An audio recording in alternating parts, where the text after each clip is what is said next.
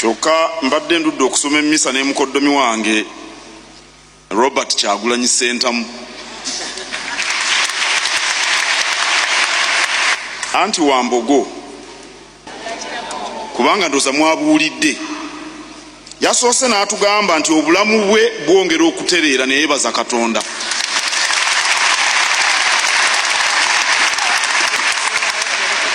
Era Katonda tumwebaza nnyo, era Ssaabasajja twongere okumusabira Mukama amusuusize ddala. Yatugambye tuleme kugwamu ssuubi ku ludda olwo. Omulamu ogwokubiri bwabadde buvumu. Kabaka tayagala tubeere batiitiizi. Omuganda agamba nti ekiri atabaala kyekirya n'asigadde. Kabaagendanga okutabaala omutiitiizi asigala waka. Kaakati engo emusanga waka. Bali nga bali mu lutabaalo n'emukavula nga tewali n'amutaasa. Kabaka yakitugambye ekyo. Omulamu ogwokusatu Kabaka yatugambye tulengere ewala. Abantu abamu ebintu babikomya kungulu wano. Tulina okulengera ebiri ewala ne tubyetangira kyabagamba. Omulamu ogwokuna obutava ku mulamwa. Abantu ba Buganda temuva ku mulamwa. Omulamu ogwokutaano gwabadde ku bavubuka okusookanga okwebuuza ku bantu abakulu nga temunnabakola ebinaabaleetera akabasa. Abavubuka be basingawo obungi engalo muzikuba enzuulire. Omulamu ogwokutaano oba gwa mukaaga okunyweza ennono zaffe tuleme kuzunguwala watali nsonga. Abantu tebakyasobola kwogera Luganda nga Baganda ggere boogera Lungereza. Ssaabasumba n'abali wano bangi bendabako abaana boogera mu Lungereza. Okunyweza ennono zaffe ekineewuunyisa nga Dr. Jane bw'abadde ayogera wano bwe batuuka ku Katikkiro ng'ava mu Luzungu adda mu Luganda. Naffe ab'Emmengo Oluzungu tulumanyi. Bw'oba oyogedde Lungereza ayogera Luzungu n'ab'Emmengo bajja kukutegeera. Bw'olabanga waliwo obwetaavu obw'okwogera Oluganda lwogere. So si kugamba Honorable Minister bonna Oweekitiibwa Katikkiro tusanyusa okukulaba ye Katikkiro Oluzungu taluwulira. Omulamwa ndowooza oba gwa musanvu oba gwa mukaaga. Gwa musanvu Ssaabasajja yennyamidde olwa Paalamenti okubeeramu embirigo, ebikonde n'okuwogola emba. Kabaka bw'ayogera ekintu mukisangako omwoyo. Yagambye nti bivudde ne mu Paalamenti ne bidda ne ku nkiiko eza wansi. Tubadde tulaba aba KCCA nga bagwangana mu bulago n'abalala mu nkiiko eyo Masaka wa. Ssaabasajja yakitulabuddeko. Ekyomunaana yatugambye twewale obusosoze nga bwe twalaba ku tteeka ly'emmwanyi.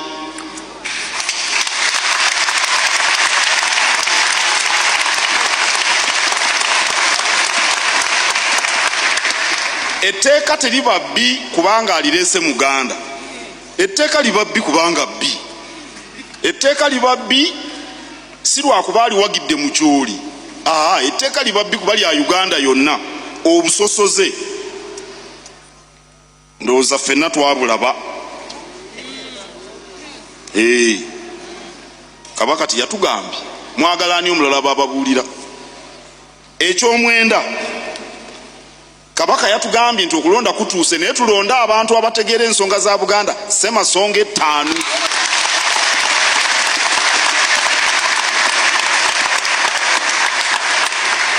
Omuntu atayagala Kabaka wano mu Buganda akalulu agende bakamuwe Karamojja gye batalina Bwakabaka.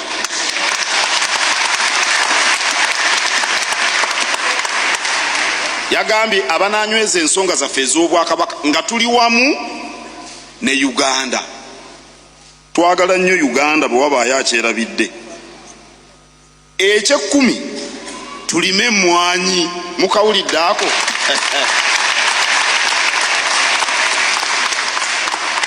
Ssaabasumba ebigo byatwala ebisinga biri mu kibuga, naye ebiri mu kyalo nabyo birimye emmwanyi. Natuukako ekiziba nentuukako oba ne Katende nawe balima emmwanyi. Bafaabe banaalima emmwanyi abakristu bajja kuzirima nnyo. Ssaabasajja atugambye tulime emmwanyi. Nze luli nabagamba mmwe mulime emmwanyi musirike. Eky'ekkumi tulwanyise obwavu mu mbeera zonna. Teri kiswaza Buganda nga bwavu.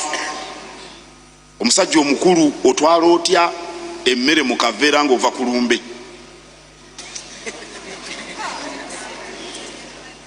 Nga weddira mutima ne bakusanga n'akaveera mulimu ennyama, ova ku mukolo. Kiva ku bwavu, kubanga teri kireeta njala nga bwavu. Okulwanyisa obwavu. Eky'ekkumi n'ebibiri Ssaabasajja yatugambye tuyige okwawula ekituufu ku kikyamu.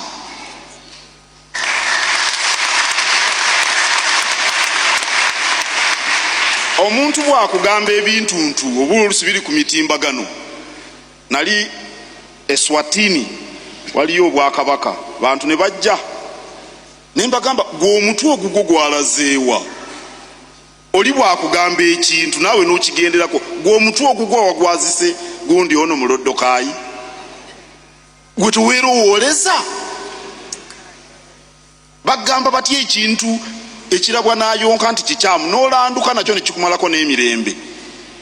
Okwawula ekituufu ku kikyamu n'okuwangula obulamu nno kyetaaga ekyo. Abantu basalawo ebintu ebifu bagenda okukitegeera nga beekoonye bagudde mu kinnya. Obubaka bwa Kabaka mubuwulidde? Ennyingo 12.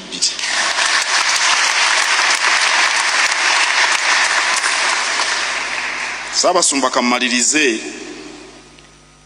nga njogera ku nsonga ya Buganda Ssemasonga ey'okutaano ey'obumu. Ebisoomooza tebiggwaawo, naye bwe tunaayiga omugaso gw'obumu tujja kuwangula.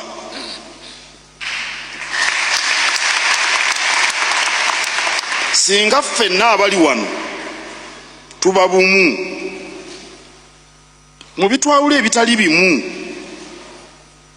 obuwanguzi mu byonna tujja kubutuukako. Wano ndabye meeya w'e Makindye Haji Mulyannyama Ali Mulyannyama. Si mulwanyammuli, omwanjuzi yamuyise mulwanyammuli, ye Mulyannyama Ali, musajja wa butiko, omusajja musiraamu.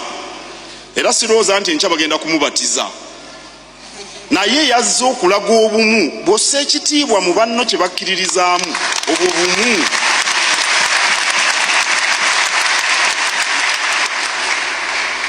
Era Ssaabasumba oli yambuuza olumu, nali ngenze mu muzikiti nenzigyamu engatto nentula wansi, oli nanziza ebbali nanga nti ate ebyo biki byotandise? Ne mugamba nti tomanyi nti mu Buganda mulimu abasiraamu? Kyolowooza abo bonna bonna abatambula kababe bakatoliki nze gyendi nze nababatiza? N'abasiraamu sinze nabasalamula, nina okutambula nabo. Kabaka yatugamba mu bubaka bwe nga myaka 31 ng'ali ku Namulondo nti bwe tunaabeera obumu omulaba ajja kubulwa waayita. Abalabe bajjira mu biti bya njawulo bangi. Kabaka atulabudde tubategeere, tulengere wala tubategeere, twawule ekituufu tubeere bumu. Njagala obbakakasa nga tuli bumu, Buganda ejja kudda ku ntikko. Mbaagaliza Ssekukkulu ey'essanyu ne 2025 ajjudde emikisa n'ebibala. Ssaabasajja Kabaka wangaala.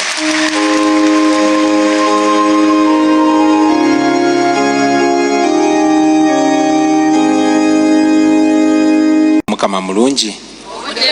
era obudde bwonna.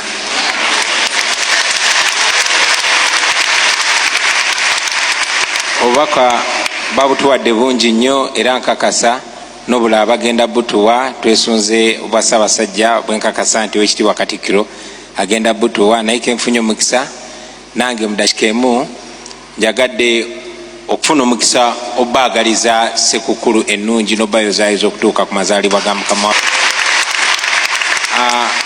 Nga bwe tujaguza Christmas, njagadde okujjukiza mwenna, si bakristu mwekka wabula bazadde bannange mwenna bwe tuli mukula, nti ebiseera nga bwe bigenda biyita, kikulu nnyo okujjukiza naddala emigigi gino emito amakulu ga Christmas, amakulu g'amazaalibwa ga Mukama waffe.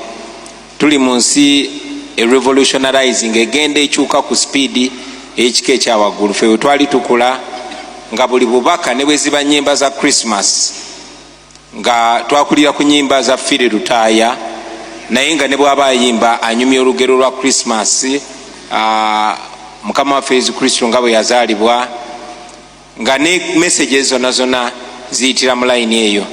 Naye bwe tugenze tukulaakulana nga n'ensi ekyuka, meaning ya Christmas egenze ejabuluka mu bitundu bingi nnyo.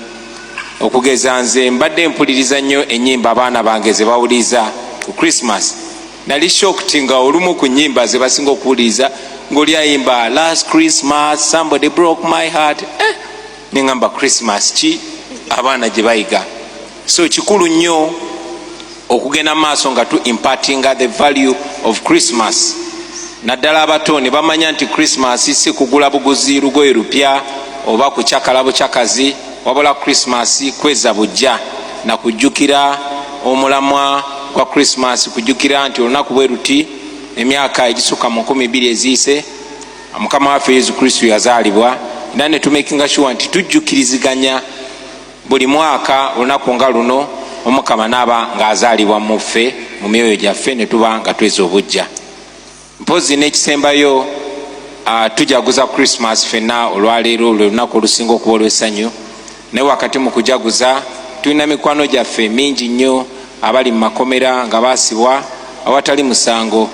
Nsabye nti tubase mu ssaala zaffe, tubasabire Omukama ayongere okubagumya, abongere essuubi, ate Omukama akwate ne ku mitima gyabo ababasiba, agigonze basobole obbata beyunge ku famire zaabwe. Mbaagaliza Christmas ennungi n'omwaka omujja gubabeere gwa mirembe.